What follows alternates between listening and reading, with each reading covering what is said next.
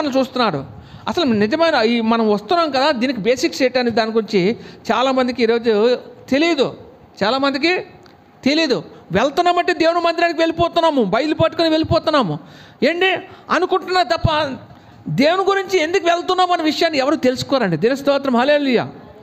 ఏంటి ఇది అర్థం అవడానికి ఒక మాట చెప్తాను, జాగ్రత్తగా ఆలకించండి. ఒక మనిషితో నువ్వు మాట్లాడాలంటే, లేకపోతే ఒక మనిషి అవతల వ్యక్తి విషయంలో నీకేముంది అవసరం ఉంది, ఆ వ్యక్తి ద్వారా నువ్వు మేలు పొందాలనుకున్నప్పుడు ఆ మనిషిని నువ్వేం చేయాలి అమ్మా? ఆ మనిషిని ఏం చేయాలి? ఆ మనిషిని కలవాలి. ఆ మనిషిని ఏం చేయాలి? కలవాలి. ఎలా కలుస్తావు? అయ్యా నేను కలుస్తానని సమాచారం అతనికి అందించాలి కదా, అందించాలా వద్దా? నువ్వు కలిసేటానికి ఉంటాడో ఉండకపోతాడు, లేకపోతే ఏదో ఒక పని మీద వెళ్ళిపోవచ్చు బయటికి. అందు గురించి మనం ఏం చేయాలి? ముందుగానే ఒక 2 రోజులు ముందుగానే, లేకపోతే ఒక రోజు ముందుగానే మనం ఏం చేయాలి? అయ్యా నేను నిన్ను కలవాలనుకుంటున్నాను, దయించి నాతో మాట్లాడడానికి మీకు ఎప్పుడు వీలుంటుందో చెప్పండి బాబు అని ఏం చేస్తాము? రిక్వెస్ట్ మనం పెట్టినప్పుడు, అడిగినప్పుడు, రిక్వెస్ట్ చేసినప్పుడు ఆ వ్యక్తి ఏం చేస్తాడు? అమ్మా మరి మీరు నన్ను కలవాలనుకుంటున్నారు కానీ నేను పలానా టైంలో ఉంటాను, అప్పుడు అయితే మీరు రండి అమ్మా, నేను మీ గురించి నేను సమయాన్ని కేటాయించుకుంటానని చెప్తాడు. చెప్తాడా వద్దా? చెప్తాడా? దేవుని స్తోత్రం, హల్లెలూయా.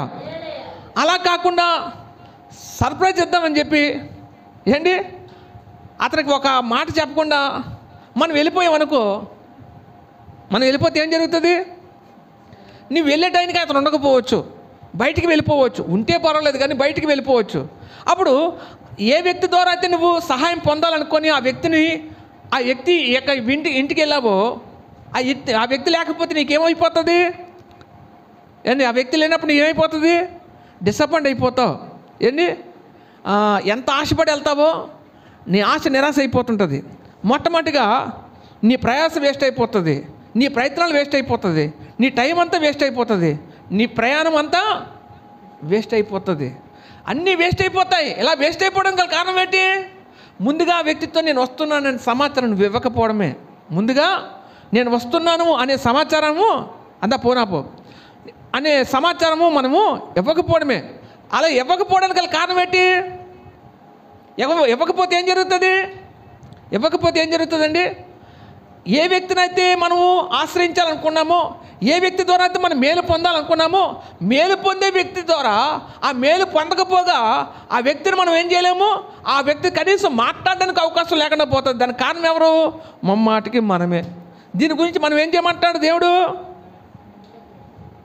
దేవుని గురించి పక్కన పెట్టండి, నేను మామూలు క్యాజువల్గా మాట్లాడుతున్నాను ఏంటి. అయితే ముందుగా అప్పుడు ఆయన లేనప్పుడు నువ్వు వెళ్ళిపోయావండి. వెళ్ళిపోయిన తర్వాత ఇంత దూరం వచ్చిన తర్వాత చాలా డిసప్పాయింట్ అయిపోయావు, నీ ఆశ నీరు గారిపోయింది. అయిన తర్వాత ఏం జరిగింది తెలుసా? నువ్వు ఏదైనా ఇంత దూరం వచ్చాం కాబట్టి ఆ వ్యక్తికి కొద్దిగా ఫోన్ చేద్దాము అనుకొని ఫోన్ చేయడం మొదలెట్టావు. ఏం చేసావు? అయ్యా నేను మీ ఇంటికి వచ్చామయ్యా, మీరు లేరు అన్నప్పుడు ఆ వ్యక్తి ఏం చెప్తాడు? ఏమా నేను ఉన్నప్పుడు నువ్వు రావాలి కానీ నేను లేనప్పుడు నువ్వు వెలగొస్తావు నువ్వు. కానీ ఇప్పుడు ఎందుకు వచ్చావు నువ్వు? అసలు ఇలాగా నువ్వు తొందరపడి వచ్చేసావు, అలా రాకూడదు కదా, నువ్వు ఒక మాట చెప్పుంటే నేను ఉంటాను కదా అనేసి ఆ వ్యక్తి ఫోన్లో ఏం చేస్తాడు? మాట్లాడతాడు. ఎందుకు తొందరపడి నువ్వు వచ్చేసావు? నేను ఒక మాట చెప్తే ఉంటాను కదా, ఎందుకు నాతో మాట్లాడలేదు, నువ్వు నాకు ఎందుకు చెప్పలేదు అన్నాడు అనుకో, అప్పుడు మనము ఆ వ్యక్తి ద్వారా చాలా సేమ్ అవుతామా లేదా? ఏంటి నాకు ముందుగా చెప్పడానికి నీకు తెలీదా అన్నాడు అనుకో, నాకు ముందు చెప్పడం నీకు తెలీదా? నేను వెళ్ళిపోయాను నువ్వు బాధపడే కంటే నువ్వు బాధపడితే నేను బాధపడవలసి వస్తుంది కదా, నాకు ముందు ఎందుకు చెప్పలేదని కోపడతాడు కూడా ఒక్కొక్క మనిషి. నువ్వు వస్తున్నావంటే నేను ఉంటాను కదా, అయ్యా నీతో పని ఉందయ్యా, నీతో మాట్లాడాలి, నీతో మాట్లాడితేనే కానీ మరి ఆ పని జరగదు, ఎలాగైనా సరే మీరు ఉండాలని ఒక మాట చెప్తే నేను ఉంటాను కదమ్మా అంటాడు అవతల వ్యక్తి. అంటేనా ఇదేంటి? నా ద్వారా నువ్వు సహాయం పొందాలనుకుంటున్నప్పుడు, నా ద్వారా నువ్వు మేలు చూడాలనుకుంటున్నప్పుడు ఒక ఫోన్లో ఒక మాట ముందుగా నాకు చెప్పుంటే బాగుండు, ఈరోజు నేను బయటికి వెళ్ళిపోయాను, నేను లేను ఇంటి దగ్గర అంటాడా? ఆ మనిషి అంటాడా లేదా? అంటాడా ఏంటి? అంటాడా లేదండి? దేవుని స్తోత్రం, హల్లెలూయా. ఏదైనా ప్రయోజనం పొందాలనుకుంటున్నప్పుడు సరైన ప్రణాళిక, ప్లానింగు, సిద్ధపాటు అనేది ప్రతి మనిషికి అవసరము. ముఖ్యంగా ఆత్మీయులకు అవసరం. ఏంటి? సరైన ప్రణాళిక, ఒక ప్లానింగు, సిద్ధపాటు. ఇది లేకపోతేనండి మన కొన్ని విషయాలు, కొన్ని పనులు కొందరు ద్వారా మనము జరగవు. మనకి జరగలేనప్పుడు మనం డిసప్పాయింట్ అయిపోతాం, నీరు కారిపోతాం, మన ఆశ ఏమైపోతుంది? నానాటికి చచ్చిపోతుంటుంది మనలో. ఎందుకు కలుగుతుంది ఇది? అసలు ఈరోజు చెప్పే వాక్యం ఇది కాదండి. దేవుడు ఎందుకో పట్టుబట్టి ఇదే చెప్పి అంటే ఇక్కడ మీరు గమనించండి. ఏంటి? మీరు గమనించండి. చూడ్డానికి చాలామంది ఊరు ప్రయాణం వెళ్ళినప్పుడు ఏం చేస్తారండి? గబగబా 2 రోజుల ముందే బ్యాగులు సర్దుకొని ఏంటి అక్కడ ఉండడానికి కావాల్సిన ప్రతిదీ కూడా బ్యాగులో పెట్టుకొని, టవల్స్ దగ్గర నుంచి, బట్టల దగ్గర నుంచి, చెప్పుల దగ్గర నుంచి, బ్రష్ల దగ్గర నుంచి ప్రతిదీ కూడా అందులో పెట్టుకోరా? ఈ మధ్యకాలంలో మన అన్నమ్మ గారు వాళ్ళ పిల్లలతో యాత్రకు వెళ్ళింది. ఏదో యాత్ర నాకు తెలియదు, కానీ ఏ యాత్ర అనేది ఈ మధ్యకాలం కాదు, ఒక 2-3 సంవత్సరాల కిందట మా అమ్మగారు వెళ్ళారు. ఎందుకంటే మళ్ళీ ఈ వయసులో తప్ప మళ్ళీ ఎప్పటికీ వెళ్తుంది తెలగని నేను పంపించాను. ఎందుకు పంపించానంటే చూడవలసిన ప్రదేశాలు ఎన్నో ఉంటాయి, పని దేశం అంతా తిరగని అని చెప్పి నేను పంపించడం జరిగింది. అయితే ఇక్కడ మీరు గమనించవలసిన, ఒక ప్రయాణమే వెళ్తున్నప్పుడు దానికి కావాల్సిన సమస్తము సమకూర్చుకొని ఏం చేస్తారండి? ముందుగానే సమకూర్చుకొని ప్రయాణం ముందు రోజు నుంచే, 2 రోజుల ముందు నుంచే మనం అన్నీ సమకూర్చుకుంటాం. ఏంటి? సమకూర్చుకున్న తర్వాత ఇంకొకసారి ఏం చేస్తాము? అక్కడ డబ్బులు ఎట్టి కొనే కన్నా అది వాడు మనకు అమ్మేది బాగోదని చెప్పి ముందుగానే వండేసుకుంటామా? వండేసుకొని ఆ ప్రయాణంలో తినడానికి బాగుంటుందని చెప్పి వండేసుకొని అన్నీ ప్రిపేర్ చేసుకొని మన ప్రయాణంలో ముందుకి సాగిపోతాం. దేవుని స్తోత్రం, హల్లెలూయా. అయితే ఈ లోకంలో ఉన్న ప్రయాణానికి అంత ప్రయత్నించి అంత అందంగా తయారయ్యి గబగబని వెళ్తున్నావే, మరి దేవుని సన్నిధానికి వచ్చినప్పుడు ఒక్కొక్క అమ్మ ఏం చేస్తుందో తెలుసా? ఒంటి మీద నీళ్ళు వేసుకుంటుందో లేదు నాకు తెలియదు, కానీ ఇలా ముఖం మీద నీళ్ళు జల్లుకొని, కానీ ఈ ఎంటికలైనా కనీసం తలను దూకడానికి కూడా కొంతమంది ఇష్టపడరు. ఏంటి? తలను దూకడానికి కూడా చాలామంది ఇష్టపడరు. ఏంటి? మనం రూపు బాగోలేదనుకోండి, మన రూపానికి చూడడానికి బాగోలేమనుకోండి, ఎవరైనా మనల్ని చూస్తారా? చూడరు. ఒకవేళ చూడకపోగా మళ్ళీ ఏం చేస్తారు? ముఖము తిప్పేసుకుంటారు. నీ రూపు ఆకర్షణీయంగా కనపడాలి కదా. ఆకర్షణీయంగా కనపడకపోతే, ఈ లోకంలో మనుషులే ముఖం తిప్పేసుకున్నప్పుడు, నీకు సరైన సిద్ధపాటు లేకపోతే, దేవుని సన్నిధానికి రావడానికి సరైన సిద్ధపాటు లేకపోతే దేవుడు ముఖం తిప్పుకుంటాడా? మరి ఎందుకు సరైన సిద్ధపాటు కలిగి నువ్వు ఉండలేదు? నేటి దినాల్లో సిద్ధపాటు ఉండాలా. అయ్యా, నేను నీ సన్నిధానికి వెళ్ళబోతున్నాను, 2 రోజుల ముందు నుంచి నువ్వు సిద్ధపడాలా. ఇదిగో నాతో నువ్వేం మాట్లాడతావు నాకు తెలియదు, నా జీవితం గురించి మాట్లాడు, నా బతుకు గురించి మాట్లాడు. ఇగో ఇప్పటి వరకు నేను నష్టపోయింది చాలు. నువ్వు మాట్లాడకపోతే నా బ్రతుకులు ఏముండదు, మేలుండదు. నాతో మాట్లాడని నీ హృదయాన్ని బద్దలు కొట్టుకొని దేవుని సన్నిధిలో గోజాడి ఏడ్చేవారు ఈ రోజున నేడు దినాల్లో ఆత్మీయంగా దేవుని బిడ్డలు చాలా మంది అరుదుగా ఉంటున్నారు. నాతో మాట్లాడే దేవుడు నాతో ఎందుకు మాట్లాడు? నాతో నిశ్చయముగా మాట్లాడాలి. నువ్వు మాట్లాడకపోతే నా బతుకు మారదని ఆశ కలిగి నువ్వు ఎప్పుడైతే దేవుని సన్నిధిలో కూర్చుంటావో, దేవుని సన్నిధిలో కూర్చుంటే కాదండి, నువ్వు సిద్ధపడి రాకపోతే దేవుడు ఏం చేస్తాడట? నీ రూపు బాగోకపోతే మనుషుల ముఖం ఇలా తిప్పుకున్నట్టు దేవుడు కూడా నువ్వు సరైన సిద్ధపాటు లేకపోతే నిన్ను చూసి ముఖం తిప్పేసుకుంటాడా? అమ్మా, కృపా సౌభాగ్యం తిప్పేసుకుంటాడు. దేవుని పిల్లలకి ముఖ్యంగా ప్రాముఖ్యంగా కావాల్సింది ఏంటండి? సిద్ధపాటు. ఈ సిద్ధపాటు అనేది లేకపోతే దేవునికి మనము అయిష్టం అయిపోతాం. ఏంటి? ఇష్టలుగా ఉండలేము, ప్రీతికరంగా ఉండలేము. ఇష్టలుగా ఉండాలంటే ముందేం చేయాలి? మనకి సరైన సిద్ధపాటు ఉండాలా వద్దా? చెప్పండి అమ్మా. ఏదైనా అక్కడ అంటాడు కదా, ఆ వ్యక్తి ఏమంటాడు? ఏమో నాకు ముందుగా చెప్పడం నీకు తెలీదా అన్నట్టుగా దేవుడు అంటాడట. ఏమని? ఇదిగో నీ సన్నిధానానికి వస్తాను కదా, నా ప్రభు నాతో మాట్లాడు ప్రభు, ఇగో నన్ను ఈ రీతిగా నా గురించి ఏం మాట్లాడబోతున్నావో నీ చిత్తానుసారంగా నాతో మాట్లాడమని ముందుగా సిద్ధపడడం తెలియదని దేవుడు ఆ వ్యక్తి నిలదీసినట్టుగా ఆ వ్యక్తిని నిన్ను కూడా నిలదీస్తే మనం ఏం సమాధానం చెప్తాం? చెప్పలేం కదా. సిద్ధపాటు చాలా ఇంపార్టెంట్.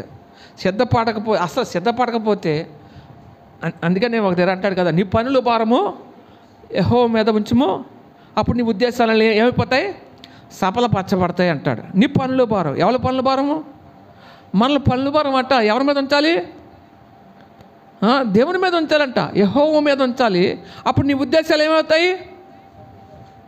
సఫలపరచబడతాయి. మన ఉద్దేశాలు సఫలపరచబడాలన్నా మన పనుల భారం ఎవరి మీద ఉంచాలి? దేవుని మీద ఉంచాలి.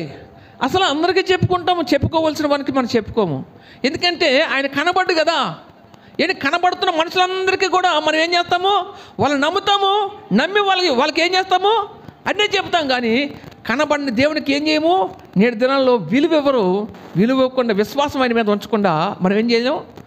విశ్వాసం ఆయన మీద ఉంచకుండా, చెప్పవలసిన వానికి మనం చెప్పకుండా, చెప్పకూడని అందరికీ చెప్పేసుకొని తర్వాత తద్వారా మనం ఏమైపోతాం? నష్టపోతే దాని విషయంలో బాధపడిపోతుంటాం. దినస్తోత్రం. హల్లెలూయా. నువ్వు చెప్పుకోవలసిన వారు ఎవరు ఆచరు తీర్చరు, ఎవరు కూడా నీకు సహాయం చేయరు. చెప్పుకోవలసిన వారికి నువ్వు చెప్పుకోవాలా. ఆయన చేస్తే ఏం చేస్తాడు? నీ మార్గాలు మూయబడిన ప్రతి మార్గము తెరవబడి నీ త్రోవలు సరళం చేయవాడు ఆయనే. దినస్తోత్రం. హల్లెలూయా, హల్లెలూయా. అదే నేను ఎందుకు చెప్పుకోలేకపోతున్నాను? ఆదికాండము 27వ అధ్యాయం తీస్తే ఒక మాట ఉంటుంది. ఆదికాండము 27వ అధ్యాయము 4వ వచనం నుంచి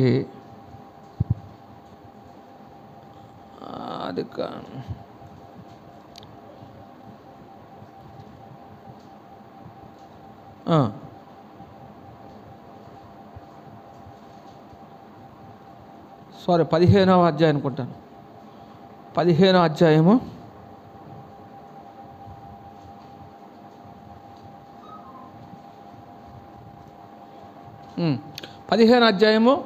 7వ వచనం. ఆదికాండము 15వ అధ్యాయము 7వ వచనం. 7వ వచనం ఏముంది? మరియు ఆయన నీవు ఈ దేశమును స్వతంత్రించుకున్నట్లు దానిని నాకు ఇచ్చుటకు కల్దీల ఊరును పట్టణంలో నుండి నిన్ను యువతలకు తీసుకొని వచ్చిన యెహోవాను నేనే అని చెప్పినప్పుడు అతడు ప్రభువైన యెహోవా నేను దీన్ని స్వతంత్రించుకునేదనని నాకెట్లు తెలియననగా ఆయన 3 ఏండ్ల పెయ్యను, 3 ఏండ్ల మేకను, 3 ఏండ్ల పొట్టేలను, ఒక తెల్ల గువ్వను, ఒక పావురపు పిల్లను నా యొద్దకు తెమ్మని అతనితో చెప్పాను. అతడు అవన్నీ తీసుకొని వాటిని నడుమును ఖండించి దాని ఖండనమునకు ఎదురుగా నుంచును. ఆ పక్షులను అతడు ఖండింపలేదు. గెద్దలు ఆ కళేపరముల మీద వాలినప్పుడు అబ్రహాము వాటిని తోలివేసెను. ప్రొద్దు కుంకపోయినప్పుడు అబ్రహాముకు గాఢ నిద్ర పెట్టను. భయంకరమైన కటిక చీకటి అతని కమ్మగా ఆయన నీ సంతతి వారు తమది కాని పరదేశమందు నివసించి ఆ దేశపు వారికి దాసులుగా నుందురు. వారు 400 ఏళ్ళు వీరిని శ్రమ పెట్టుదురు. వీరు ఎవరికి దాసులగుదురో ఆ జనములకు నేను తీర్పు తీర్చుదును అంటాడు. స్తోత్రం. హల్లెలూయా. ఇక్కడ మంచి మాట. అబ్రహామును దీవిస్తూ ఉంటాడు. దీవించిన క్రమంలోనే చెప్తాడు, ఇదిగో ఆ కల్దీల దేశం నుంచి నేను ఇక్కడికి రప్పించిన వాడిని నేనే కదా, మరి ఈ భూమిని నేను స్వతంత్రించుకున్నట్లు నేను దీవించాను అనే మాట మాట్లాడుతున్నప్పుడు అబ్రహాం అంటాడు, అయ్యా నేను ఈ దేశాన్ని స్వతంత్రించుకున్నట్లు నాకెట్లు తెలియను అంటే ఇది నా స్వాస్థ్యమని, ఇది నా భూభాగమని నువ్వు నాకు ఇచ్చావని దీన్ని ఎలా రుజువుపరుస్తావని దేవుని అడుగుతారు. ఎవరి? అబ్రహాము దేవుణ్ణి అడుగుతాడు అన్నమాట. అడిగినప్పుడు అయితే ఒక పని చేయమంటాడు. 3 ఏండ్ల పెయ్యను, 3 ఏండ్ల మేకను, ఒక తెల్ల గువ్వను, ఒక పావురపు పిల్లను నా దగ్గర వాటిని నడుముకు ఖండించి ఒకదానికి ఒకటి ఎదురుబొదురుగా పెట్టు. అంటే నడుమును కట్ చేసి ఒకదానికి ఒకటి ఎదురెదురుగా పెట్టుమంటాడు. అంటే పెట్టమని చెప్పి ఆయన వెళ్ళిపోతాడు. నేను వస్తాను, నేను వచ్చే లోపు నువ్వేం చేయాలి? ఎదురెదురుగా పెట్టు ఉంచు, నేను వస్తాను. ఇదిగో నేను దాని విషయంలో నేను ఏం చేస్తాను, నీ పట్ల గొప్ప కార్యం చేసి నేను దీవించి వెళ్తానన్నప్పుడు ఈ యొక్క అబ్రహాం ఏం చేశాడండి? 3 ఏండ్ల పెయ్యను, 3 ఏండ్ల మేకను నడుముకు ఖండించి ఎదురుపోతుగా పెట్టాడు. ఇక పక్షులను ఖండించొద్దని చెప్పాడండి, పక్షులను ఖండించలేదు. అయితే దేవుడు ఏదైతే చెప్పాడో అది చేశాడండి. చేసినప్పుడు ఏమైందంట ప్రొద్దు కుంకపోయినప్పుడు అబ్రహాముకు గాఢ నిద్ర వచ్చిందంట. ఏమొచ్చిందంట? పొద్దు పొడిచేస్తుంది, సాయంకాలం అయిపోతుంది, చీకటి కమ్ముతుంది. అబ్రహాముకు ఏమొచ్చిందంట? గాఢ నిద్ర వచ్చిందట. గ్రద్దలు వచ్చి అబ్రహాము ఏదైతే దేవుని కోసం సిద్ధపరిచిన దాని మీద వాలేయట. గ్రద్దలు వచ్చి సిద్ధపరిచిన దాని మీద వాలేయట. వాలిన తర్వాత అవి ఏమైపోయిందంటే సిద్ధపరిచిన దాని మీద వాళ్ళప్పుడు అవి అపవిత్రపరచబడ్డాయట. ఎవరి కొరకు నియమించబడింది? అది దేవుని కొరకు నియమించబడింది. దేవుడు ఏం చెప్పాడు? నా కొరకు ఇది నియమించు, ఇది చెయ్యి. ఇది చేసినప్పుడు దాన్ని నేనేం చేస్తాను? అక్కడ దహన బలి చేసేవాడో లేకపోతే దేవుని అగ్ని చేత దహించేవాడో ఇంకేదైనా కార్యం చేసి అబ్రహాంకు రుజువు చూపించేవాడో నాకు తెలియదు. కానీ దేవుడు వచ్చేటానికి పొద్దు కుంకుపోయినప్పుడట అబ్రహాంకు గాఢ నిద్ర పట్టిందట. గ్రద్దలు వచ్చి అబ్రహాం సిద్ధపరిచినటువంటి వాటి మీద ఎప్పుడైతే ఆ కళేబరాల మీద ఎప్పుడైతే గ్రద్దలు వచ్చి వాలాయో, సిద్ధపరిచినటువంటి దేవుని కోసం సిద్ధపరిచినటువంటి ఏదైతే ఉందో అది అపవిత్రపరచబడిందట. తర్వాత కటిక చీకటి కమ్మెను అంటాడు. దినస్తోత్రం హల్లెలూయా. కటిక చీకటి కమ్మెను అంటాడు. దినస్తోత్రం హల్లెలూయా. ఎప్పుడైతే దేవుడు వచ్చేసరికి దేవుని కొరకు పరచబడింది చూసి దేవుడు ఏం చేస్తాడు తెలుసా? అబ్రహాంతో మాట్లాడతాడు. అబ్రహామా, నా కొరకు సిద్ధపరచబడిన వాటిని నువ్వు అపవిత్రపరచబడడానికి కారణము నీవే, ముమ్మాటికి నీవని చెప్పి నీ సంతతి వారు తమను కాని పరదేశమందు నివసించి వారికి దాసులగుదురు. 400 ఏళ్ళు శ్రమ పెట్టబడుతురు వాళ్ళు. నువ్వు సరే 400 ఏళ్ళు సిద్ధపరచబడతారని మాట చెప్పి అబ్రహాంతో మాట్లాడేసరికి అబ్రహాంకి ఏం చేయాలో తెలియదు. అలాగే దేవుడు దేవుని నోటి నుంచి ఎత్తి ఏ మాట అయితే పలికాడో అలాగే 400 సంవత్సరాలు ఎక్కడికి వెళ్ళిపోయారండి? ఐగుప్తు దేశంలో బానిసలుగా వెళ్ళిపోలేదా దేవుని ప్రజలు? వెళ్ళిపోయారా? నీ సంతతి వారు. అబ్రహాంకి అప్పుడు సంతతి లేదు, ఇంకా ఇసాకు పుట్టలేదు, ఇంకా సంతతి లేదు. దాని పై వచనం చెప్తాడు, ఇదిగో నేను నీకు నీ యొక్క బహుమానం అధికమవునని మాట చెప్తున్నప్పుడు అక్కడ అంటాడు కదా, అయ్యా నాకు ఏ బహుమానం ఇస్తే నాకు ఏం ప్రయోజనం అయినా, నాకు సంతానం లేదు కదా, ఎందుకు నేను ఎంత వృద్ధి సాధిస్తే ఏం సుఖం ఉంది, నాకు వారసులు లేదని చెప్తున్నాను, నాకు వారసులు లేదు. ఇగో నా పనివారంలో ఒక దాసుని నేను ఏం చేస్తున్నా, నా వారసుగా చేసుకుంటానంటే నీ గర్భవాసి పుట్టినవాడు నీ వారసుడు అవుతాడు, కానీ నీ దాసుడు వారసుడు ఎంత మాత్రం కాదు అని చెప్తాడు దేవుడు. అప్పుడైతే గుడాల నుంచి బయటకు పిలిచి అబ్రహాం బయటికి తీసుకొని వచ్చి నీ చేతనైతే ఆ నక్షత్రాలు లెక్కెట్టుకోమంటాడు. ఇదిగో నన్ను పై వచ్చినాయి నక్షత్రాలు ఏం చేయమంటాడు? లెక్కెట్టుకో. ఆ నక్షత్రాలు ఎన్నెంత ఉన్నాయి, ఎంత విస్తారమైన సంతానం నీకు స్వాచ్ఛముగా ఇవ్వబోతున్నానని అబ్రహాముకు దేవుడు వాగ్దానం చేస్తాడు. అబ్రహాముకి దేవుడు ఏం చేస్తాడు? వాగ్దానం చేస్తాడు. దీని స్తోత్రం హల్లెలూయా. మరి వాగ్దానం చేసిన వాడు నమ్మదగిన వాడు కదా. ఆ మాట చెప్పిన తర్వాత ఆ మాట అలా చెప్తూనే ఆ సందర్భంలోనే ఈ మాట వచ్చిందన్నమాట. ఏ మాట వచ్చింది? ఇదిగో ఎక్కడ కల్దీల దేశంలో నుంచి నేను ఇక్కడికి రప్పించడానికి నేను ఈ భూమిని నీకు స్వాచ్ఛంగా ఇచ్చిన వాడిని నేనే అని చెప్తాడు.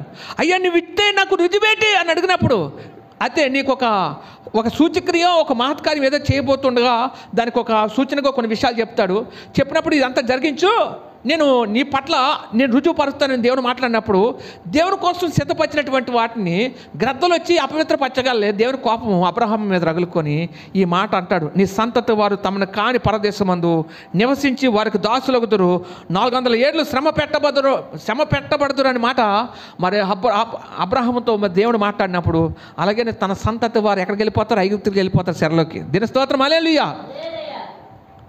దేవుని మాట ఉంది, దేవుని పనిని అశ్రద్ధగా చేయవాడు శాపగ్రస్తుడు. ఏంటండి? ఏ గ్రస్తుడు? దేవుని పని ఏం చేయకూడదు? అశ్రద్ధగా చేయకూడదు. ఆరాధనకు వచ్చినప్పుడు నీ ఏకాగ్రత కళ్ళు ఎందుకు ముయ్యాలి తెలుసా? ఆయన గురించిన దృష్టి తప్ప వేరొక దృష్టి నీకు ఉండకూడదని, ఆయన గురించి తలపు వేరొక తలపు నీకు ఉండకూడదని. ఇక్కడికి వస్తే ఫోన్లు చూస్తారు, ఇక్కడికి వస్తే మాట్లాడుకుంటారు, ఇక్కడికి వస్తే గోళ్ళకు ఆనుకొని నిద్రపోతుంటారు. ఇవన్నీ కూడా ఏం చేస్తారండి? మనలో ఉన్న నిర్లక్ష్యాన్ని అని చూడకూడదు. అబ్రహాము నిర్లక్ష్యము ఏం చేసింది? తన సంతతి వారు 400 శ్రమ పెట్టబడ్డానికి కారణమైపోయిందా? మరి నీ నిర్లక్ష్యము నీ కుటుంబాన్ని నువ్వు నిన్ను నువ్వు పాడవడానికి అది కారణంగా మారిపోకూడదు. అందుగురించి మనం ఏం చేయకూడదు, దేవుని పనిని అశ్రద్ధగా చేయవాడు శాపగ్రస్తుడని దేవుని వాక్యం ఉంది కాబట్టి అశ్రద్ధగా చేయకూడదు. ఇక్కడ సిద్ధపాటు లేకపోతే దేవుడు అబ్రహామును అంగీకరించాడా? అబ్రహాం సిద్ధపరిచిన ఆ నైవేద్యము లేకపోతే ఆ దహన బలి సిద్ధపరిచినటువంటి కళేబరాలు ఏవైతే ఉన్నాయో అవన్నీ దేవుని అంగీకరించాడండి. అబ్రహాంకు సరైన సిద్ధపాటు లేని కారణం బట్టి సిద్ధపరిచినటువంటి దేన్ని అంగీకరించలేదు దేవుడు కదా. మరి అబ్రహాముకే అదుస్థితి కలిగినప్పుడు ఒక సామాన్యుడు అబ్రహాం అంత గొప్ప వ్యక్తులు కావు. అబ్రహాము పిలిస్తే వచ్చేవాడట ఆయన. మనం పిలిస్తే వస్తాడా? వస్తాడు, కానీ మనం పిలంగా. ఎందుకు రాడు ఆయన? వస్తాడు, మనం పిలవం. నువ్వు పిలిస్తే వస్తాడమ్మా, ఆసక్తితో పిలువు, వస్తాడు. అది గురించి ముందు మనకున్న విశ్వాసం కోల్పోకూడదు, ఆసక్తిని కోల్పోకూడదు. పిలాలని అది లేకపోతే నా ప్రభు వస్తాడు, నా జీవితంలో కార్యం చేస్తాడు, నా బ్రతుకును మారుస్తాడని ఆశ నీళ్ళు లేకపోతే నువ్వు పిలలేవు. పిలుస్తావా? నువ్వు పిలువు, ఆయన వస్తాడు. నేను ఒక ఇంటికి వెళ్ళాను, ఇంకా ఇల్లు ఇంకొక 4 రోజులలో గృహప్రవేశం జరుగుతుంది అన్నమాట. అన్నీ కొద్దిగా పెండింగ్ ఉండిపోతే ఆ రండి బాబా నన్ను తీసుకెళ్ళిపోయింది ఆవిడ. నన్ను తీసుకెళ్ళిపోయిన తర్వాత నేను నిలబడి ఉన్నాను. నేను నిలబడి ఉన్నప్పుడు అయ్యగారు చిన్న ప్రార్థన చేసి వెళ్ళండి అన్నది. అదేటమ్మా ఇంకా ఇల్లు పూర్తలేదు, పర్లేదులే అయ్యగారు మీరు ప్రార్థన చేయండి, మళ్ళీ వస్తారో రారో నాకు తెలియదు, మీరు ప్రార్థన చేయమన్నప్పుడు నేను ప్రార్థన చేస్తానమ్మా. ప్రార్థన చేసి ప్రభువా ఈ ఇంటిని పరిశుద్ధపరచు, పవిత్రపరచు, ఇది నివాసయోగ్యమైన గృహంగా నువ్వు మార్చేవాడు నీవే. ఇగో తను ఈ గృహాన్ని మరి వీరి కొరకు ప్రతిష్ఠించక ముందే ఇగో నేను ఆహ్వానిస్తున్నాను, రా ప్రభు అని చెప్పి ఆయన్ని పిలిచినప్పుడు ఆ ఇంట్లోకి పిలిచినప్పుడు ఆయన ఎప్పుడైతే వచ్చాడో ఆయన గజ ఉరిగిపోయింది. విపరీతమైన అభిషేకం వచ్చేసింది. నిజంగా నువ్వు పిలాలే కానీ దేవుడు ఎందుకు రాడమ్మా? ప్రభా ఈ ఇంటిని ప్రేమించు, ఇగో నీ బిడ్డ పిలుస్తుంది ప్రభా, ఒకసారి రా ప్రభు అని చెప్పి నేను పిలిచినప్పుడు ఆ ఇంట్లోకి ఎప్పుడైతే ఆయన వచ్చాడో, రావడం ప్రారంభించాడో, ఇంకా ఆయన మీద కనీసం నిలబడలేకపోయిందండి. ఎంత విపరీతమైన అభిషేకం వచ్చేసింది. నాకు విపరీతమైన ఎనంటికి వచ్చేసింది. ఎంత సంతోషపడిపోయిందో నా ప్రభు నాకంటే ముందుగా నా దేవుడు ఇంట్లోకి వచ్చాడని. చూసావా, నిజంగా నువ్వు పిలిస్తే వస్తాడు. కానీ ఈ లోకంలో ఉన్న వాటినన్నీ దృష్టిలో పెట్టుకొని నా జీవితం ఇంతే, నా బ్రతికింత అని ఏడుస్తున్నావేమో. ఏడవకు. నువ్వు పిలిస్తే వస్తాడు. కానీ నువ్వు పిలడానికి నీలో ఏముండాలి? విశ్వాసం లేదు, అపనమ్మకము, సందేహము, అవిశ్వాసము. ముందు నీలో దేవునికి వచ్చిన తృష్ణ, ఆశ నీలో లేదు. అది లేకపోతే దేవుడు నీ దగ్గర రాడు. రావాలంటే నువ్వు ఆశ కలిగి పిలువు. నువ్వేమైనా దుర్మార్గుల్ని, నరహంతకుల్ని, చాలా పాపం చేసిన వ్యక్తులు అలా పెమ్మట వాళ్ళ మనసు మార్చుకొని పిలిస్తేనే వాళ్ళకే స్పందిస్తున్న దేవుడు నిన్ను స్పందించడా? నీ మాట వినడా? నువ్వు అనుకుంటున్నావు నువ్వు భ్రమలోనే బ్రతుకుతున్నావు. దేవుని ప్రజలు మనం భ్రమలో బ్రతకూడదు. దేవుని కోసం ఆయన పిలిస్తే పలుకుతాడు. నువ్వు ఆహ్వానిస్తే నీ దగ్గరకు ఆహ్వానింపబడి నీ దగ్గరకు వస్తాడు ఆయన. నువ్వు పిలిచి చూడు. నువ్వు పిలిస్తేనే కదా నా బతుకు మార్చు, నా జీవితాన్ని మార్చు, నా కుటుంబాన్ని మార్చు, నా కుటుంబ పరిస్థితులు మార్చంటే ఆయన వస్తాడు. నేను ఒకటే రుజువు చెప్పాను, ఇలాంటి రుజువులు చాలా ఉన్నాయి నా దగ్గర. దేవుని స్తోత్రం, హల్లెలూయా. ఎందుకు ఈ మాట చెప్తున్నాను? మొట్టమొదటిగా ఏం చెప్పాను?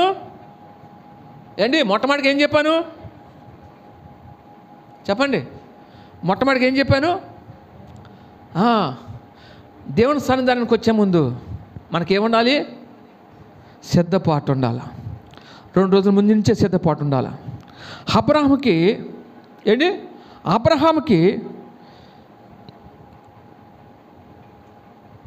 దేవుని కొరకు సిద్ధపాటు లేకపోతే దేవుడు అబ్రహామునే అంగీకరించలేనట్టుగా నువ్వు సరైన సిద్ధపాటు లేకపోతే నిన్ను కూడా అంగీకరించడు అనే విషయాన్ని పరిశుద్ధాత్మ దేవుడు నీతో మాట్లాడుతున్నాడు. దీని స్తోత్రం, హల్లెలూయా.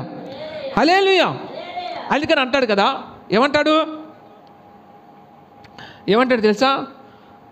ఆదికాండము 27వ అధ్యాయము 4వ వచనం. ఆదికాండము 27వ అధ్యాయము 4వ వచనం చూస్తే, నేను చావక మునుపు నిన్ను నేను ఆశీర్వదించినట్లు నాకు ఇష్టమైన రుచిగల భోజనమును సిద్ధపరిచి నేను తినుటకై నా యొద్దకు తెమ్మని చెప్పాను. దేని స్తోత్రం, హల్లెలూయా. ఇది ఎవరు చెప్తున్నాడు? ఇస్సాకు బహువృద్ధుడై కళ్ళు మంద దృష్టి వచ్చిందంట. అంటే కళ్ళు సరిగా కనపడలేదట. సరిగా కనపడలేనప్పుడు ఈ మాటను బట్టి, అయ్యా నా కుమారులరా, నా జ్యేష్ఠుడైనటువంటి ఏసావుని పిలిచి, ఇదిగో నేను నిన్ను బహుగా దీవించాలనుకుంటున్నాను. ఎప్పుడు ఉంటానో ఎప్పుడు ఊడిపోతానో నాకు తెలీదు, నా ప్రాణం ఎప్పుడు ఎగిరిపోతే తెలియదు. కాబట్టి ఇప్పటికే నాకు కళ్ళు కనపడలేదు, బహువృద్ధుడిగా ఉన్నాను. కాబట్టి నా కుమారుడా ఏసావు, నేను నిన్ను దీవించాలనుకుంటున్నాను. కాబట్టి నువ్వేం చేయాలి? నేను చావక మునిపే నేను నిన్ను ఆశీర్వదించినట్లు నాకు ఇష్టమైన రుచిగల భోజనమును సిద్ధపరిచి నేను తినుటకై నా యొద్దకు తెమ్మని చెప్పాను.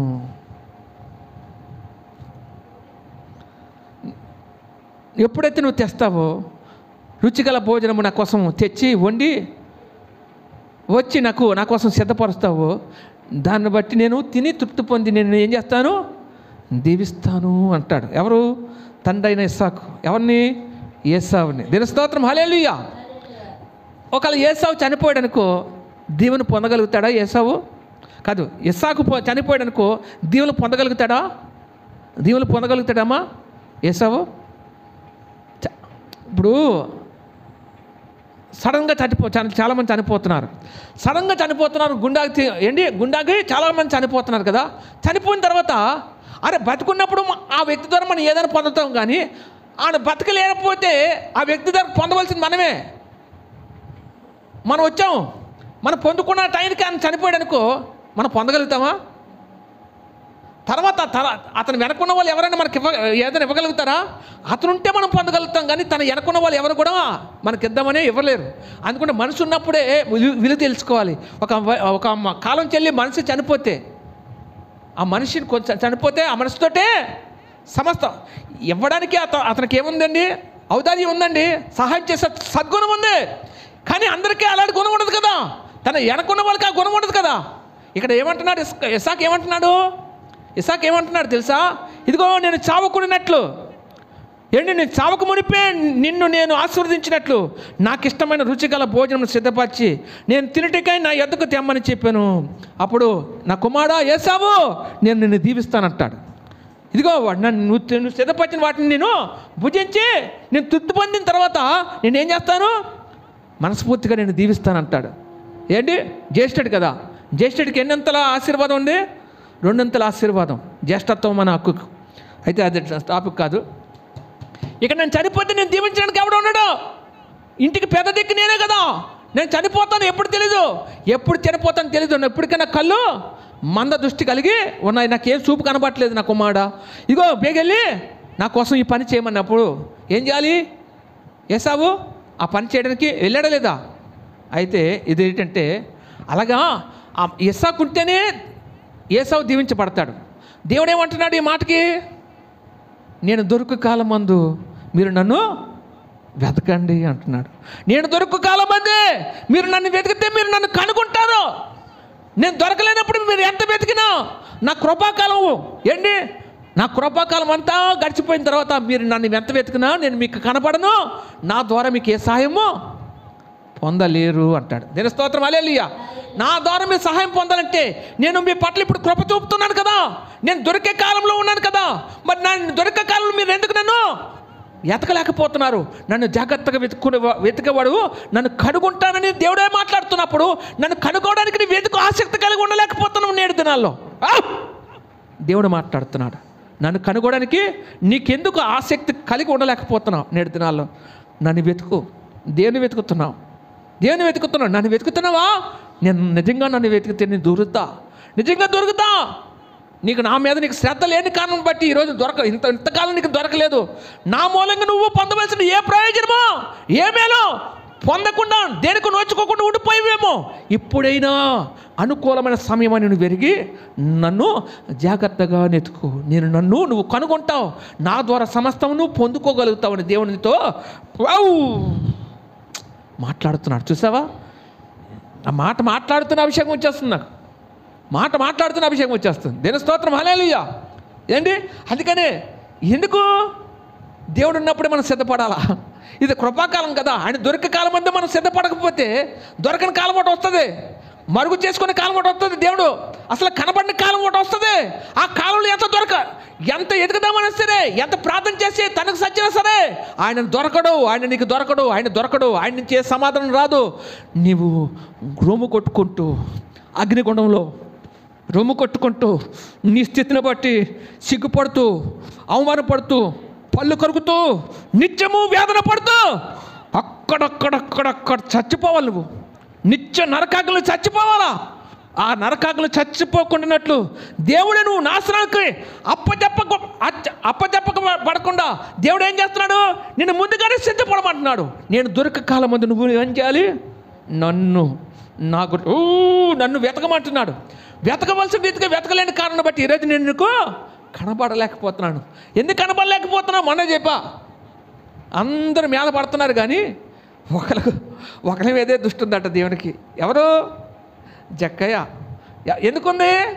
జక్కయ్య కాసుంది. పొట్టోడు కనబడలేదు. ప్రయత్నాలు విరమించుకోలేదు.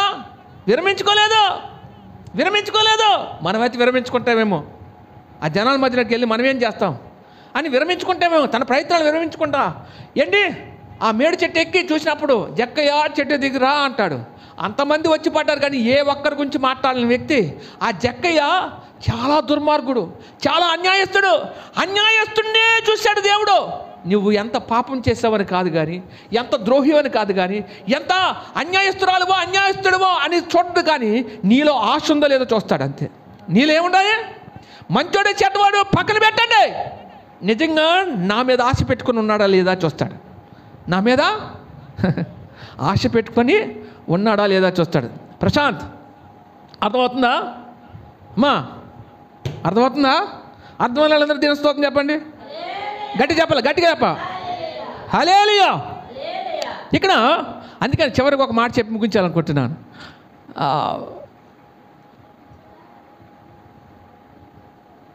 పెండ్లి కుమారుడు వస్తాడని విషయం తెలుసుకొని బుద్ధిగల కన్యకలు ఏం చేశారట? వాళ్ళ డ్యూటీల్లో నూనె నింపుకున్నారట. నూనె నింపుకున్నారట. అయితే బుద్ధి లేని కన్యకలు ఏం చేశారట? బుడ్డిలో నూనె నింపుకోలేదట. పెళ్లి కుమారుడు రానయ్య వచ్చాడట. అప్పుడు బుద్ధిగల కన్యకలు పెళ్లి కుమారుడితో ఇంకా రాలేదు, పెళ్లి కుమారుడు వస్తున్నాడని సమాచారం అందుకోగలి బుద్ధిగల కన్యకలు వెళ్ళిపోతున్నప్పుడు ఈ బుద్ధి లేని కన్యకలు ఆపు చేస్తూ, ఇదిగో మీ దగ్గర ఉన్న నూనె మాకు కొద్దిగా ఇమ్మని అడుగుతారట. అప్పుడు బుద్ధిగల కన్యకలు అంటారట, మీకు ఇది సరిపోదు కాబట్టి, ఎవరికి? మీకు మాకు ఇది సరిపోదు కాబట్టి అమ్మవారి యొద్దకు పోయి దాన్ని మీరు కొనుక్కోండి అని చెప్పి బుద్ధిగల కన్యకలు వెళ్ళిపోతారట. అయితే వీళ్ళు కొనుక్కోవడానికి వచ్చేలోపే పెళ్లి కుమారుడు రానే వస్తాడట. ఆ రానే వచ్చినప్పుడు బుద్ధిగల కన్యకలు వాళ్ళ డ్యూటీలో నూనె నింపుకొని ఉన్న కారణం బట్టట ఏం చేస్తారట? పక్కనే ఎత్తబడిపోతారట. దేని స్తోత్రం, హల్లెలూయా. అప్పుడు ఈ బుద్ధిగల కన్యకలు ఏం చేస్తారట? నూనె వచ్చేసరికి ఆ బుడ్డిలో నూనె కొనుక్కొని నింపుకొని వచ్చేసరికి ఈ పెళ్లి కుమారుడు ఎత్తబడిపోతారట. బుద్ధి లేని వారు భూమి మీద విడబడిపోతారట. ఇక్కడ బుద్ధి గలవారు బుద్ధి లేనివారు అన్న మాట కట్టి నేను అభిషేకం పొందాను కదా, అదే అభిషేకం అందరూ పొందాలి. అదే అభిషేకం. నూనె ఏంటండి? అభిషేకం దేనికండి? అది గుర్తు, అభిషేకానికి గుర్తు. ఈ భూమి మీద ఉండగానే ఆత్మ లేనివాడు నా వాడు కాదంటాడు. దేవుని ఆత్మతో మనం నింపబడాలంటే ఈ అభిషేకం చాలా ప్రాముఖ్యమైనది. సేవకుడికి అభిషేకం లేకపోతే ఈ లోకంలో వచ్చిన ప్రతి కష్టాలకు, ఉపద్రవాలకు, అనేకమైన నిందలకు, అవమానాలకు దేవుని అభిషేకం అనేది లేకపోతే, ఇదిగో నేను ఉన్నానని చెప్పి అభిషేకంగా ఆయన ఇవ్వకపోతే మేము ఎప్పుడో చచ్చిపోవాలా. మాలాంటి వాళ్ళు ఎప్పుడో చచ్చిపోవాలా తెలుసా? మేము చచ్చిపోకుండా మేము దేవునిలో దృఢంగా ఉంటూ దేవుడు మాకు ఆ భరోసాను ఇస్తున్నప్పుడు మేము బలపరచబడుతూనే మిమ్మల్ని ఏం చేస్తాము? మీ బలహీనంగా ఉన్న మిమ్మల్ని కూడా మేము బలపరుస్తూ అనేక పరిస్థితుల్లో మిమ్మల్ని ఆదరిస్తూ వస్తాం. దానికి కారణం ఏంటి తెలుసా? దేవుని అభిషేకం. ఇది ఒక సేవకులకే ఇస్తాడని కాదు, విశ్వాసులు కూడా పొందదగినది. ఇది ప్రతి ఒక్కరూ పొందుకోవాలా. నీ తైల బుడ్డి ఇది ఏంటి? మన ఆత్మదీపం ఏమండి? నరుని ఆత్మ యెహోవా పెట్టిన దీపం అంటున్నాడు కదా. నరుని ఆత్మ యెహోవా పెట్టిన దీపం అంటాడు. నీ ఆత్మదీపం ప్రజ్వలాలంటే, చక్కగా వెలుగొందాలంటే ముందు ఏం కావాలి? బుడ్డిలో నూనె ఉండాలా లేదా? మన ఆత్మదీపం మారిపోతుందంటే బుడ్డిలో నూనె లేదని అర్థం. నూనె లేకపోతే ఏం చేయాలి? దేవుని సన్నిధిలో గంటలు గంటలు ప్రార్థన చేయాలి, వాక్యాన్ని ఎక్కువగా ధ్యానించాలి, ఎక్కువగా చదువుకోవాలి. ఏంటి అప్పుడు నువ్వు స్తుతించే కొద్దీ దేవుని శక్తి బలంగా నీ మీదకి వచ్చినప్పుడు దేవుని అభిషేకం బలంగా పొందుతావు. అప్పుడే నువ్వు నింపబడతావు, దేవుని ఆత్మబలంతో నింపబడతావు. అదే నూనండి. ఎప్పుడైతే నింపబడతావో, మొన్న చెప్పాను పాత్ర గురించి చెప్పినప్పుడు, పాతది పోవాలట, కొత్తది రావాలట. దావీదు కొన్న అనుభవం, నా గిన్నె నిండు పొల్లుచున్న అనుభవంలోకి రావాలా. ఎప్పుడైతే పాతది పోతుండాలి, కొత్తది వస్తూనే అనుభవం నీలో ఉండాలి. ఏంటి పాతది ఎప్పుడు పోతుంది? ఎవరికైనా ప్రార్థన చేసి రోగులు ముట్టి, లేకపోతే ఎవరి గురించి ప్రార్థన చేసినప్పుడు, ఎవరైనా సరే అనారోగ్యంతో ఉన్నప్పుడు వాళ్ళ గురించి మేము ప్రార్థన చేస్తే కొంత శక్తి మాలోంచి విడుదలయ్యి మాలోంచి పోతుంటుంది అన్నమాట. ఎప్పుడైతే అది తగ్గుదల వచ్చిందో అప్పుడు మేము స్తుతించగల ఏమవుతుంది? కొత్తది వస్తూనే ఉంటుంది. అలాగా ఈ అనుభవంలోకి రావాలి దేవుని బిడ్డలు. ఈ అనుభవం లేకపోతే మనం ఏం చేయలేము? దేవుని కొరకు బలంగా పని చేయలేము. ముఖ్యంగా సువార్త చేసే వాళ్ళు దొరికిపోతారు. ఏంటి అపవాదులు దొరికిపోతారు, గృహదేవతలు దొరికిపోతారు, గ్రామ దేవతలు దొరికిపోతారు. ఏంటికి వెళ్ళినా పరామర్శించినప్పుడు ఆ ఇంట్లో గృహదేవతలు ఏం చేస్తాయండి? చాలా ఇబ్బంది పెట్టేస్తాయి. ఏంటి అందు గురించి దేవుని శక్తి మనలో ఉన్నప్పుడు మనం ఎక్కడికైనా సువార్త చెప్పడానికి వెళ్ళా ఆ దేవుని శక్తి మనల్ని ఏం చేస్తుందండి? అవి మన దగ్గర రావడానికి కూడా అవకాశం లేకుండా చేస్తుంది. అందు గురించి ఎక్కువగా దేవుని శక్తి పొందాలంటే ప్రార్థన చేసుకోవాలి, వాక్యం చదువుకోవాలి. దీని స్తోత్రం, హల్లెలూయా. టాపిక్ డైవర్ట్ అయిపోతుంది కాబట్టి ఈ యొక్క బుద్ధిగల కన్యకలు ఏం చేశారండి? వాళ్ళు బుడ్డిలో నూనె నింపుకున్నారు, అంటే సిద్ధపాటు కలిగి ఉన్నారు. సిద్ధపాటు గురించి ఆ మాట చెప్తున్నాడు యేసుప్రభు వారు. సిద్ధపాటు కలిగి ఉన్న దాన్ని బట్టి వాళ్ళు పెళ్లి కుమారుడు వచ్చినప్పటికీ వాళ్ళు ఎత్తబడే గుంపులో ఉన్నారు. మరి విడబడే గుంపులో ఉండాలనుకుంటే నువ్వు బుడ్డిలో నూనె నింపుకోవసరం లేదు, నువ్వు ఇక్కడ ఉండిపోతావు. దీని స్తోత్రం, హల్లెలూయా, హల్లెలూయా. మనం ఏం చేయాలండి? దేవుని పిల్లలకి ఏముండాలి? నిత్యము సిద్ధపాటు అనేది ఉండాలి. సిద్ధపాటు లేకపోతే, ఇందాక ఒక మాట చెప్పాను, మన రూపు బాగపోతే, చూడడానికి అందంగా కనపడకపోతే, కనీసం స్నానం చేయకపోతే, ముఖం కడుక్కొని చాలామంది ఇలాగ దూకొని వచ్చేస్తారండి. వచ్చి ఏదో మన రూపు బాగోకపోతే మనుషులు చూడడానికి ముఖం తిప్పేసుకున్నట్టే దేవుళ్ళో మన ఆత్మీయ జీవితంలో దేవుడు కూడా సరైన సిద్ధపాటు లేకపోతే ఏంటంటే తన ముఖం కూడా ఇలా తిప్పేసుకొని పోతాడండి. పక్కనే ఉంటాడు కానీ నిన్ను పట్టించుకోడు, ఎదుర్కొంటుంటాడు, నేను పట్టించుకోడు. నీకు అనేక సాధక బాధకాలు ఉన్నాయి, నీకు అనేక విధాలు సమస్యలు ఉన్నాయి. నువ్వు ఎంతగా నీ గోడని వెళ్ళబుచ్చుకుంటావు. సిద్ధపాటు ఎక్కడికి వచ్చి సిద్ధపడడం కాదు, అక్కడ ఏం చేయాలి? అక్కడి నుంచి సిద్ధపడాలి. ఎక్కడి నుంచి? నువ్వు దేవుని సన్నిధానానికి రాకముందు నుంచే సిద్ధపడాలట. ఇక్కడ ఒక మాట చెప్తాను చూడండి. అంతమంది ఎంతమంది ఆ సోసాను కొట్టకు చుట్టుపక్కల దేశాల నుంచి అనేక మంది స్త్రీలు తీసుకొని రాబడారట. ఎందుకు? వస్తీకి బదులు రాజుకు రాణిగా ఉండడం కోసము. అయితే వీళ్ళకి 6 నెలల టైం ఇచ్చారట. రాజు పరివారంలో వాళ్ళందరికీ సుగంధ ద్రవ్యాలతో ప్రతి ఒక్కరు కూడా ముఖాలకి ముఖం సౌందర్యంగా మంచి అందంగా కనపడడానికి వాళ్ళన్నిటికీ మరి సెంట్లు సెనుస్ అయ్యే ఉంటాయి కదా, అవన్నీ ఇచ్చారట. వాళ్ళందరూ 6 నెలలు వాళ్ళకి టైం ఇచ్చారట. ఈ 6 నెలలు కూడా ఏం చేశారట? వాళ్ళందరూ పూసుకున్నారట. కానీ యోధా దేశం నుంచి ఎస్తేరు తేబడింది కాబట్టి, ఎస్తేరు నాకు ఇటువంటివేవి కూడా నాకు వాడుకలు లేవు, ఇవి నేను వాడనని చెప్పి కనీసం వాళ్ళందరూ పూసుకున్నప్పటికీ కూడా ఆమె పూసుకోలేదు. అక్కడున్న వారందరూ కూడా 6 నెలలు పూర్తి అయిపోయిన తర్వాత అక్కడున్న వారందరూ కూడా రాజుకు ఎస్తేరే ఆకర్షణీయంగా కనబడిందంట, అందంగా కనబడిందంట. రాజును ఆకర్షించగలిగింది ఎవరు? ఎస్తేరు. దీని స్తోత్రం. రాజుకి ఎస్తేరుని చూసినప్పుడు ఏం పుట్టిందట? దయ పుట్టిందంట. దీని స్తోత్రం, హల్లెలూయా. దయ పుట్టిందంట.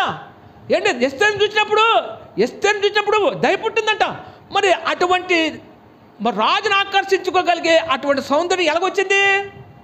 ఎస్తేరు ఎవరు? దేవుని బిడ్డ కదా. వీటి మీద వాటి మీద ఎక్కువ ఫోకస్ చేయదు. దీని స్తోత్రం, హల్లెలూయా. నీ దేవుడు నీ ఎదురుగుండా నీ పక్కన ఉండి నేను పట్టించుకోవట్లేదంటే నువ్వు సౌందర్యంగా కనపట్లేదు. నీ ఆత్మీయ సౌందర్యం ఏమైపోతుంది? బాహ్యమైన నీ సౌందర్యం బాగానే అందంగా కనపడవచ్చు, కానీ నీ ఆత్మ సౌందర్యం దేవునికి ఇంపుగా కనపట్లేదు. చాలా చండాలంగా ఉంటున్నావు. లోపల నీ హృదయం అంతా చెడిపోయింది, నీ తలంపంతా పాపమయమైపోయింది. అందుగురించి దేవుడు ఏం చేయడు? పక్కనే ఉంటాడు కానీ నిన్ను చూడడు, నిన్ను పట్టించుకోడు. అప్పుడు దాని గురించి నువ్వేం చేయాలి? అయ్యా నేను పాపమయమైపోయాను, నా జీవితం పాపమయమైపోయింది, నేను ఎలాగున్నానంటే చాలా భ్రష్టురాలుగా ఉన్నాను, భ్రష్టుడిగా ఉన్నానని చెప్పి ఒప్పుకొని ప్రభువా నన్ను దర్శిస్తావా, నేను పాపాత్మునయ్యాను, నన్ను దర్శిస్తావా, నాతో మాట్లాడతావా, నువ్వు మాట్లాడితేనే బ్రతుకుతానని చెప్పి 2 దినాలకు ముందే నువ్వు సిద్ధపడి దేవుని సన్నిధానానికి రాగలిగినప్పుడు రాజు హృదయం నీటి కాలువగా మార్చిన దేవుడు నీకోసం ఆ కఠినంగా ఉన్న నీ దేవుడు హృదయం ఏమైపోతుంది? నిన్ను పట్టించుకోవాలని మనసు కలిగి నీ దగ్గరికి ఎంత రాకూడదు అనుకున్నా సరే, ఎంత కఠినంగా ఉండాలనుకున్నా సరే, తన కఠినత్వాన్ని అంతా పక్కన పెట్టి నీకోసం తను ఏం చేస్తాడు? నువ్వు సిద్ధపడిన కారణం బట్టి గబగబా నీ దగ్గరికి వస్తాడు, నీ సాధక బాధకాలు తెలుసుకుంటాడు, నీకు ఏ కష్టంలో ఉన్నావో, ఏ సమస్యలు ఉన్నావో, ఏ బాధలు ఉన్నావో అన్నిట్లో నుంచి గొప్ప విడుదల పొందే మార్గాన్ని నీకోసం చూపిస్తాడు. దీని స్తోత్రం హల్లెలూయా. ఈ రోజున దేవుడి నుంచి ఎటువంటి మేలు మనం పొందలేకపోతున్నాం అంటే మన దగ్గర సరైన సిద్ధపాటు లేదు. ఈ సిద్ధపాటు లేకపోతే మన జీవితంలో ఏం లేదు, ఏ ప్రయోజనము దేవుని నుంచి మనం పొందలేమన్న విషయాన్ని పరిశుద్ధాత్మ దేవుడు మీతో మాట్లాడుతున్నాడు. దయచేసి తల వంచండి, ప్రార్థన చేసుకుందాం. మొట్టమొదటిగా చెప్పా, ఈ మనుషులు మన రూపు పోగలేనప్పుడే మనుషులు ముఖం తిప్పుకొని వెళ్ళిపోతే, మనుషులకి ఆకర్షణీయంగా కనపడకపోతే ముఖం తిప్పుకొని పోతారు కదా. సరైన సిద్ధపాటు లేకపోతే దేవుడు మాత్రము మన వైపు చూస్తాడా? కనీసం పట్టించుకోడు. నువ్వు సిద్ధపడరా. దేవుని సన్నిధికి వచ్చినప్పుడు నేను బైబిల్ పట్టుకొని వస్తున్నాను, చాలా చాలా అందంగా ముస్తాబాయి చక్కగా వస్తున్నాను, ఇది చూడ దేవుడు బాహ్య సంబంధమైన సౌందర్యం చూడు, కానీ నీ అంతరంగ పురుషుడు లోపల నీ హృదయాన్ని చూస్తాడు. నువ్వు ఎలాగ దేవుని కొరకు తృష్ణ కలిగి ఉన్నావు, ఆశ కలిగి ఉన్నావు, ఎలాగ నా సన్నిధికి వచ్చే విషయంలో ఎంత సిద్ధపాటు కలిగి ఉంది నా కుమార్తె, దాన్నే చూస్తాడు. సిద్ధపాటు లేకపోతే ఏ విశ్వాసని కానీ ఏ మనిషిని కానీ దేవుడు అంగీకరించడు. నిన్ను అంగీకరించాలంటే, నిన్ను తన సొత్తుగా మార్చుకోవాలంటే, నీ జీవితంలో గొప్ప కార్యాలు మేలు చూడాలంటే, నేను దొరికే కాలం ముందు నువ్వు నన్ను వెతుకుతున్నావా, సిద్ధపడుతున్నావా? సిద్ధపడు, నేను నీకు దొరుకుతాను అంటున్నాడు. సిద్ధపడు, నా ద్వారా నువ్వు మేలు పొందుతావు అంటున్నాడు. సిద్ధపడు, నీకు కావాల్సిన సమస్తములు గొప్ప మూయబడిన ప్రతి మార్గం ప్రతి ద్వారాన్ని నేను తెరుస్తానంటున్నాడు. నీ మార్గాలన్నింటినీ నేను సరళం చేస్తానంటున్నాడు దేవుడు. అందుకే అంటాడు కదా, ఇదిగో నీ పనుల భారం యెహోవా మీద ఉంచుము, అప్పుడు నీ ఉద్దేశాలన్నీ సఫలపరచబడినని దేవుని వాక్యం చెప్తుంది. నీ పనుల భారము ముందుగానే సిద్ధపడుతూ, అయ్యా నీ సన్నిధికి వస్తున్నాడు, నాకు విడుదల లేదు, నీ విడుదల రావాలంటే నేను ముందుగా సిద్ధపడుతున్నాను, నా గురించి మాట్లాడు, నీ సన్నిధిలో నేను గొప్ప ఆశీర్వాదకరంగా నన్ను మార్చేవాడు నీవే, నువ్వు తప్ప నాకు ఈ లోకంలో ఏ మనుషులు నాకు ఆధారంగా లేరు ప్రభా, అక్కడ ఉన్నవారు నాకు సహాయం చేయరు నాయనా అని చెప్పి ఎప్పుడైతే నువ్వు వాడి సన్నిధిలో కన్నీరు కాచి బ్రతిమలాడి వేడుకుంటావో, నీ సిద్ధపాటును బట్టి దేవుడే నీ జీవితంలో గొప్ప కార్యాలు చేస్తాడు. ఆ గొప్ప కార్యాల కొరకు నువ్వు ఏం చేసుకోవాలి? దేవుని కొరకు సిద్ధపాటు కలిగిన వారి వలె ఆయన ప్రజలుగా మనం ఉందాం. దయచేసి ప్రార్థన చేసుకుందాం.